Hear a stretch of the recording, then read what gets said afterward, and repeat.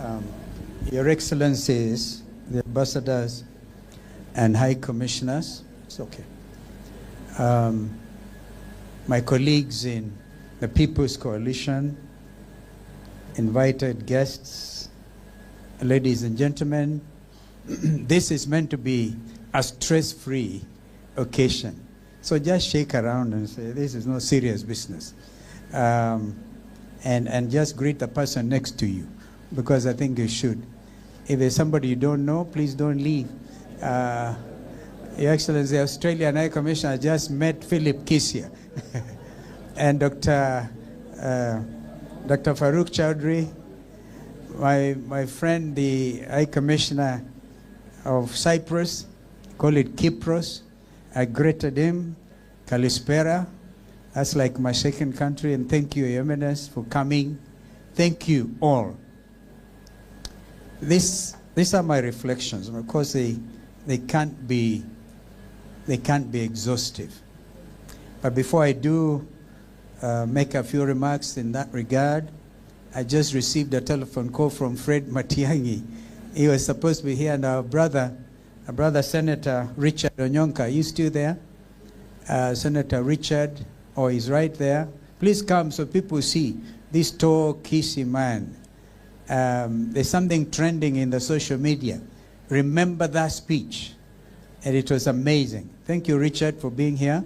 Our brother Fred has asked you to be here because he's on a long call with the World Bank in Washington. He's still out there until later in the year. And our friend Rigathi Gachagua could be on the way. And so let me start also by apologizing. In fact, that we have my sister Sally Kosgei's name on the printed list, printed program. I was meant to have gone to have tea with her before coming here. And I think my team were very, very excited that Dr. Sally Kosgei, who has worked for me for longest in the world of diplomacy, would have wanted to be here. And I'm sure after this, I'm going for my cup of tea with Sally. So as I listened to my colleagues and friends, I was wondering whether they are talking about me, actually. Yeah, look at you. Were you really talking about me? A guy from Muna in Sekuru.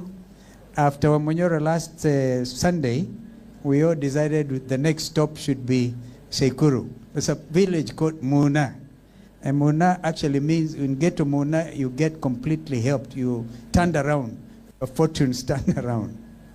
It's always nice to hear positive feedback from friends and colleagues, and I truly well appreciate it. I'm thrilled to see all of you here tonight. You've endured both Nairobi's traffic and weather. Nairobi weather is becoming like British weather. You meet a British man, they'll ask you, how is the weather today? Nairobi weather is becoming pretty much like the British weather. Thank you for trying, and you've all made it. That's your decision to join me this evening. Speaks volumes. Your Excellencies, party leaders, members of Parliament, members of the 4th and 5th Estates, dear friends, colleagues, and family. A month ago, on April the 10th, I quietly marked 20 years of diplomacy and 40 years of political dialogue. You've seen, you've seen that. My head was full of good hair when it started. To my wife Pauline, who is watching, thank you for being my life partner and my soulmate. You're the perfect description of that lady in Proverbs 31:25-28. She's clothed, I quote, with strength and dignity. She can love at the days to come. She speaks with wisdom, and faithful instruction is on her tongue. She watches over the affairs of her household and does not eat the bread of idleness. My wife Pauline, those of you know, have been really hard working at the central bank for so many years. She's now retired, but she makes sure, even from our sick bed, the young ones behave. I'll very shortly point out some of them to you. to you guys present, my sons and my daughters, Kennedy and Doreen. Where are you? Kennedy and Doreen are out there. All right. Kevin, is Kevin in the house? We're supposed to get here. He has a big day on Saturday. He's getting wedded to Sharon. Not Victor, Victor Swanya Sharon got married. But to Sharon. My daughter Damari and my son Martin. I don't know whether they are here. They must be trying to get here. Some of you remember that Damari got married in December to that wonderful young man from Kirinyaga, Martin Nyaga. And Klein, who has been jumping around here. Klein Mairu. Where's Klein? Yeah. You know, Klein, I want to say this, as I said before, I went to Parliament a bachelor. And I had a very, very difficult decision to make because I wanted to get married very quickly in 85. My sister, when I appeared before you, looked timid. I'm not quite sure whether I was married yet because I was not in Parliament. I was still a bachelor. So these young people have known just a political father. But balancing these things can be very difficult. When I made the decision to join elective politics 40 years ago, as I mentioned, it was not even 40 years because I lost in 1983 at the snap election, as you may have seen. And people thought I was like a mad young man. But then I'm reminded of the TikTok conversation we had a few days ago. If you hear somebody, a man or woman, saying, I'm not mad, please notice, those are the first signs of mental illness. My armor at the time consisted of God's cloak, a law degree, my soon-to-be wife and life partner Pauline, and a burning desire to accomplish something worthwhile for my people. I stress my people because my world then was people of Kitui North. The previous speakers, as well as the documentary, have highlighted many facets of my diplomatic experience and political discussion. As a result, I will not belabor them any further. Nonetheless, I would like to thank everyone whose faith and conviction in my abilities propelled me to this incredible position. I will always be grateful for the privilege to serve for 28 years as Member of Parliament of Kitui North, as it then was, and Mwingi North, the longest serving after Presidents Daniel Arap Moi and Mwai Kibaki, as Minister in 5 substantial decades, as an Assistant Minister under the guidance of 2 great servants of our Republic, the late Honorable Ken Matiba and the late Honorable Justice Oletipis. As the youngest Deputy Speaker in Parliament, and of course subsequently, as we all know, as the 10th Vice President of our country.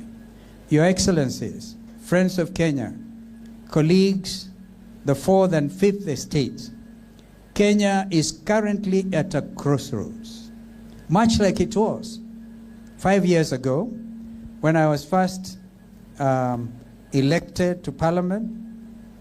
40 years ago, I beg your pardon, when the repeal of Section 2A of the then existing Constitution of Kenya brought about a multi-party democracy.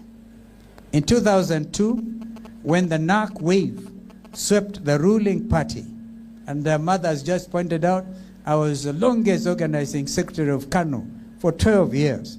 I wish my brother Gideon Moi was here. I don't think he was, he must have been a toddler. From 59 years of power. KANU was in power for 59 years. And the late President Kibaki famously was quoted as saying, bringing down KANU was like cutting the famous Kikuyu Mugumo tree with a razor blade. It can't happen. But it happened. And in 2000, when that happened, Kenyans were regarded as the most optimistic people in the world. And in 2008, when the violence following the 2007 election set off the most difficult events in post-independence Kenya, destabilizing and bringing to a standstill a nation state known until then as the oasis of peace in a turbulent region.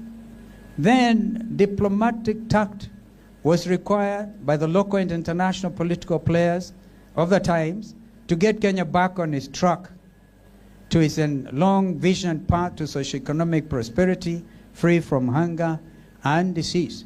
Our sister Mother Karua again was there with a Kofi Annan-led peace process.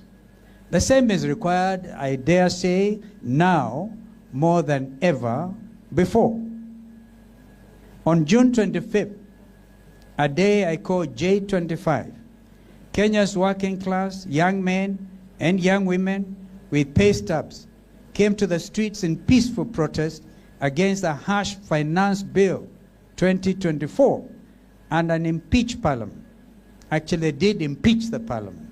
Kenya's youth are particularly concerned about the ruling elite's excesses, which included poor administration marked by tribalism, by nepotism, and rampant corruption.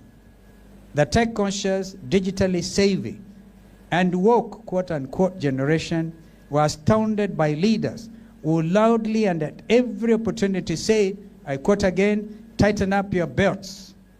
Kenya's coffers are empty, end of quote. While posting outrageously opulent lifestyles on social media and accruing more frequent flyer miles than road trips to their constituents. Using social media platforms, the likes of X, Instagram, WhatsApp, Facebook, Telegram, and TikTok, they rallied behind the hashtag Reject Finance Bill 2024 and urged their parliamentary representatives to vote against the bill.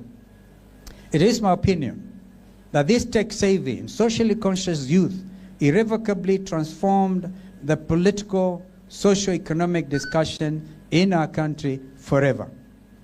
Their diplomatic tact of actively exercising their constitutional rights, specifically Articles 1 and 37 of Kenya's Constitution, that is, and I want to quote under Article 1, Sub-Article 1, which states all sovereign power belongs to the people of Kenya and shall be exercised only in accordance with this Constitution, end of quote. And subsection 2 states that the people may exercise their sovereign power either directly or through their democratically elected representatives, end of quote. Further, under Article 37, every person has the right to peaceably and unarmed to assemble, to demonstrate, to picket, and to present petitions to public authorities. This call to action was keenly watched and followed by millions worldwide. It inspired many movements in Africa and around the world. Your Excellencies, ladies and gentlemen, the unnecessary and disproportionate increment in the use of excessive force by Kenya's police service should be a concern to all of us. During the protests in 2023 and in 2024, over 125 young Kenyans lost their lives to police bullets. Up to date, no security officer has been charged and or prosecuted. The victims' families are yet to receive any form of justice. There is also a sharp increase in kidnappings and abductions. The brother, the Speaker, J.B. Muturi, and immediate former Minister for Public Service, Attorney General, a distinguished Kenyan, had to shout so that his dear son could be released. He kept on asking, how about those parents who were not as fortunate as he was? And their kids are still missing, some of them, even as we speak today. That 4 young men could be tracked just a few days ago and taken into custody by the security services because of the BBC Africa Eye documentary, Blood Parliament, clearly demonstrates increased authoritarianism in this country against anyone deemed to have a different view, regardless of age. I urge the international community, and I want to use the plural here, we urge the international community, here represented, who honor their values and commitment to the promotion of universal respect for and observance of human rights and fundamental freedoms, as stated in the preamble to the UN Declaration of Human Rights, to join us in condemning these acts and demanding an immediate cessation of human rights abuses and systemic oppression. Your Excellencies, friends of Kenya, and members of the media, the reconstruction of the Independent Electoral Boundaries Commission, IBC, is another major point of concern to us as the loyal opposition. The people. On Christmas Eve 1953, in the quiet heart of Taikuru, Mwingi in eastern Kenya, a boy was born. Which was responsible for recruiting candidates for the positions of chairperson